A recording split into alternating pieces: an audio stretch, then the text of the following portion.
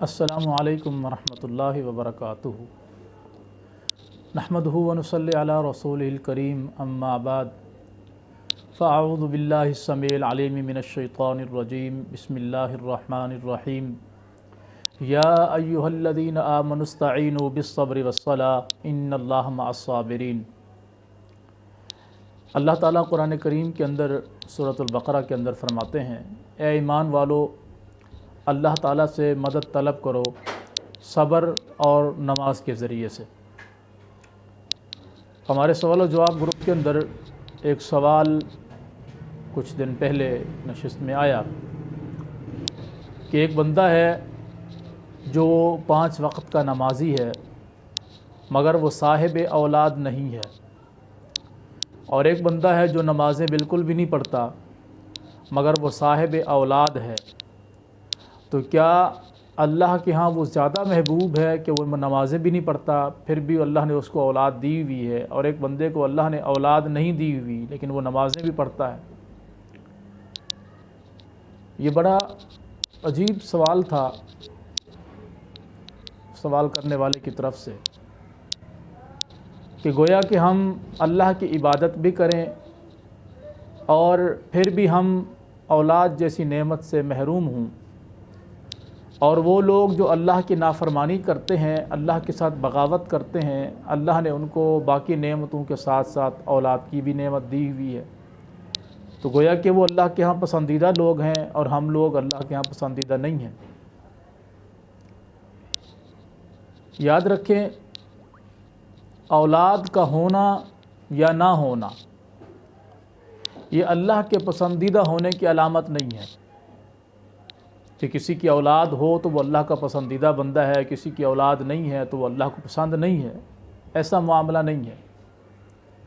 اگر یہ کنسیپٹ رکھ لیا جائے کہ اگر اولاد ہے انسان کے پاس تو وہ اللہ کو پسندیدہ بندہ ہے، اللہ کو وہ پسند ہے، اللہ کا محبوب بندہ ہے، تو پھر انبیاء اکرام میں سے زکریا علیہ السلام کو زندگی کے ایک بہت بڑے حصے کے بعد جا کر اللہ نے اولاد دی، اس سے پہلے ان کو اولاد ہی نہیں دی تھی، تو کیا پیغمبر اللہ کا برگزیدہ بندہ نہیں ہوتا؟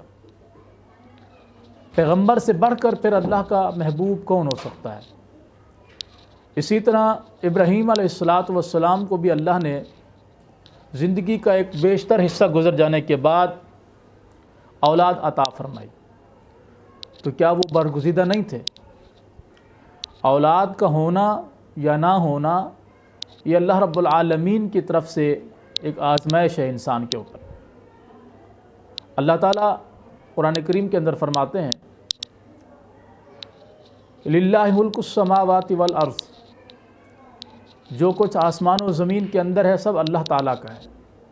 یخلق ما یشاء، وہ جو چاہے پیدا فرماتا ہے۔ یہب لمن یشاء اناثا، جسے چاہے وہ بیٹیاں عطا فرمائے۔ وَيَهَبُ لِمَن يَشَاءُ الذُّكُورَ، اور جسے چاہے بیٹے عطا فرمائے۔ أَوْ يُزَوِّجُهُمْ ذُكْرَانًا وَإِنَاثًا، اور اگر وہ چاہے تو بیٹے اور بیٹیاں جوڑے جوڑے بنا کر دے۔ وَيَجْعَلُ مَن يَشَاءُ عَقِيمًا، اور اگر وہ چاہے تو بے اولاد کر چھوڑے، بانجھ کر دے۔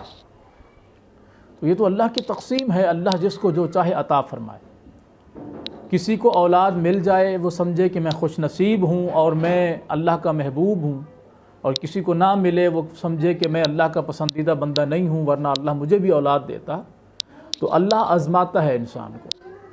قرآن کریم کے اندر جو میں نے آیت شروع میں تلاوت کی، اللہ رب العالمین اسی پارے کے اندر دوسرے پارے کے اسی تیسرے رکوع کے اندر اللہ تعالیٰ فرماتے ہیں، وَلَنَبْلُوَنَّكُمْ بِشَيْءٍ مِّنَ الْخَوْفِ وَالْجُوعِ وَنَقْصٍ مِّنَ الْأَمْوَالِ وَالْأَنفُسِ وَالثَّمَرَاتِ وَبَشِّرِ الصَّابِرِينَ۔ جو میں نے آیت تلاوت کی اس سے پہلے والی آیت، کیا ہم عنقریب تمہیں آزمائیں گے مختلف چیزوں سے، دشمن کا خوف دے کر، یا رزق میں کمی دے کر، بھوک اور افلاس کی وجہ سے تمہیں آزمائیں گے۔ وَنَقْصٍ مِّنَ الْأَمْوَالِ، مال و دولت کے اندر نقصان پیدا کر کے آزمائیں گے۔ والانفس، اولاد دے کر اس کو فوت کر لینا یعنی جانی نقصان دے کر بھی تمہیں آزمائیں گے۔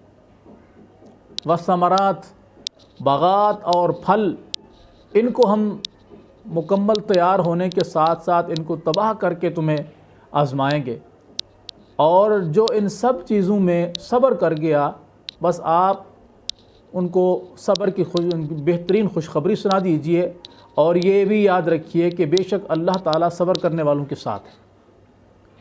تو اولاد کا ہونا اللہ کی نعمت ہے۔ اگر اللہ تعالیٰ اولاد نہیں دیتا تو اس کا مقصد یہ ہرگز نہیں ہے کہ اللہ تعالیٰ ہم سے ناراض ہے، بلکہ اللہ ہمیں آزمانا چاہتا ہے کہ دیکھیں یہ کیا کرتا ہے۔ ہم عموماً یہ بات دیکھتے ہیں کہ شادی ہو جاتی ہے، شادی کے کچھ ہی عرصے کے بعد جب اولاد نہیں ہوتی تو لوگ بھاگ دوڑ شروع کر دیتے ہیں، اور بھاگ دوڑ کرنی چاہیے، علاج معالجہ کرائیں، اگر آپ کے اندر کوئی ڈیفیکٹ ہے، کوئی پریشانی ہے تو علاج کرائیں، کوئی حرج نہیں ہے، لیکن اس اولاد کی خاطر، اولاد حاصل کرنے کی خاطر دین سے دور نکل جانا، درباروں، مزاروں، درگاہوں، پیروں، فقیروں کے پاس جا کر چکر لگانا کہ اس کے ذریعے سے ہماری اولاد ہوگی، اس کے ذریعے سے ہمارے معاملات حل ہوں گے، تو ایسا نہیں ہے۔ اللہ جب چاہے گا اولاد عطا فرمائے گا۔ اگر اللہ تعالیٰ اولاد عطا نہیں فرماتا انسان کو تو اس کا یہ مقصد نہیں ہے کہ وہ اللہ کو محبوب نہیں ہے۔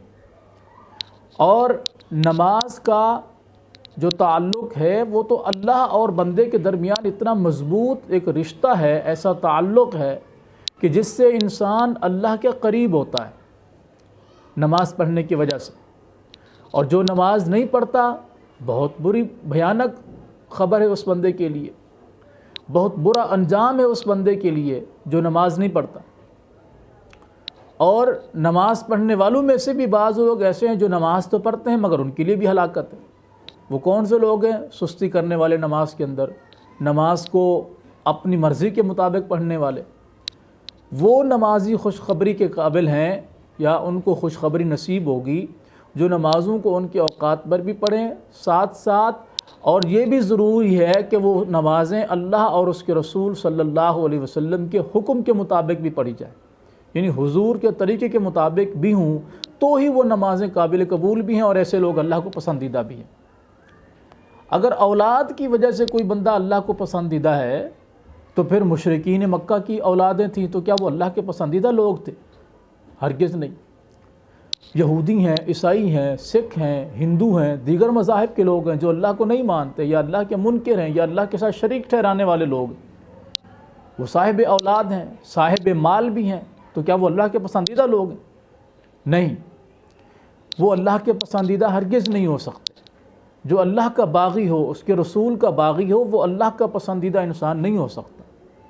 اسی طرح کچھ کلمہ گو بندے بھی اللہ کے پسندیدہ نہیں ہیں، کلمہ پڑھنے کے باوجود وہ اپنی منمانی کر رہے ہیں، زندگی اپنی مرضی کے مطابق گزار رہے ہیں، اللہ اور اس کے رسول کی مخالفت کے اندر وہ ڈٹے ہوئے ہیں، نمازیں نہیں پڑھنی، روزے نہیں رکھنے، استطاعت کے ہوتے ہوئے حج نہیں کرنا، رمضان کے روزے نہیں رکھنا، زکوٰۃ کا نصاب مکمل ہو جانے کے بعد بھی اللہ کے راستے میں اس کا حق ادا نہ کرنا، صدقات و خیرات نہ کرنا، نیکی کا حکم نہ دینا، برائی سے نہ بچنا، یہ ان کا شیوہ ہے، اور وہ صاحب مال بھی ہیں، صاحب اولاد بھی ہے۔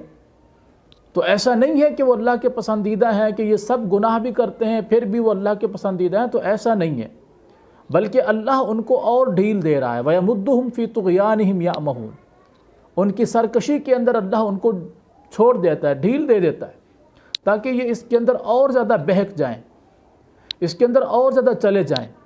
پھر جب اللہ تعالیٰ ڈھیل کی رسی کو کاٹتا ہے تو اتنی دور سے رسی کٹتی ہے کہ انسان اس کو لپیٹ ہی نہیں سکتا، لپیٹنے سے پہلے وہ کھائی کے اندر گر جاتا ہے۔ تو اس لیے اللہ نے اگر کسی کو اولاد نہیں دی، استغفار کثرت سے پڑھے، درود کثرت سے پڑھے، اللہ تعالیٰ سے دعائیں کرے، اور اگر پھر بھی اللہ اولاد نہ دے تو اس کی رضا پہ راضی رہنا چاہیے۔ ممکن ہے اللہ نے اس کے نصیب میں اولاد نہ لکھی ہو، لیکن اولاد مل جائے اس پر اترانا بھی نہیں چاہیے۔ بعض لوگوں کی اولاد ہے وہ اس پر اتراتے ہیں، فخر کرتے ہیں کہ ہماری اولاد ہے، یہ ہے، وہ ہے، اور اپنی ان باتوں کے اوپر فخر کرنا یہ بھی انسان کے لیے ہلاکت کا سبب ہے۔